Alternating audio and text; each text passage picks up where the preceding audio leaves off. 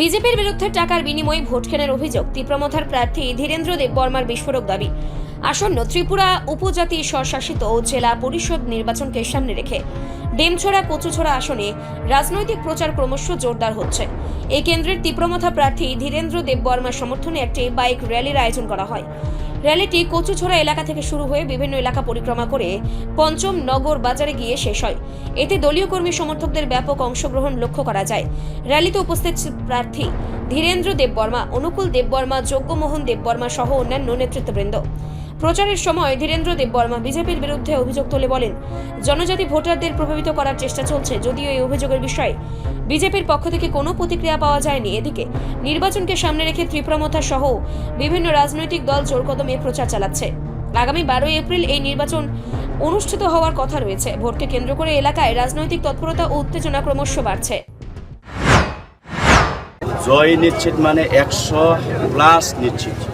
আজকে আপনারা অবগত আছেন যে আমাদের ইউথ যুব সমাজ আজকে সবাই আমাদের নীতিবাচক আমাদের সমাজকে রক্ষা করার স্বার্থে আজকে সবাই বেরিয়ে পড়েছে।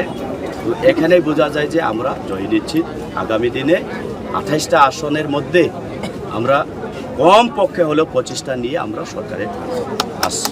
আমাদের তীব্রমথার প্রথম লক্ষ্য এবং স্লোগান হচ্ছে আমাদের ভূমির অধিকার, আমাদের নেক্সট জেনারেশনের অধিকার, আমাদের পলিটিক্যাল রাইটস, এইসবগুলা নিয়েই আমরা দীর্ঘদিন মহারাজার নেতৃত্বে আমরা আন্দোলন করে আসছি।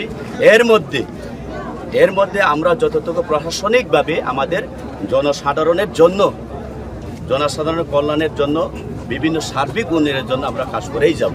বিজেপি যদিও কন্টেস্ট করেন তাহলে সিপিএম কমিউনিস্টের সাথে 1-2টা বুথে ওনাদের ডিফারেন্ট হবে।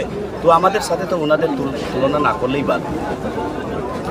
তুলনা করার কোনো প্রশ্নই উঠে না। কীভাবে জিতবে? খামে 500 টাকা 1000 টাকা গরিব মেহনতির মানুষের কাছে নিয়ে হাতে ধরিয়ে দিয়ে বুথ জিতবে? প্রত্যেকটা দিন ঘন্টার পর ঘন্টা মিথ্যা কথা বলে কি বুথ জিতবে?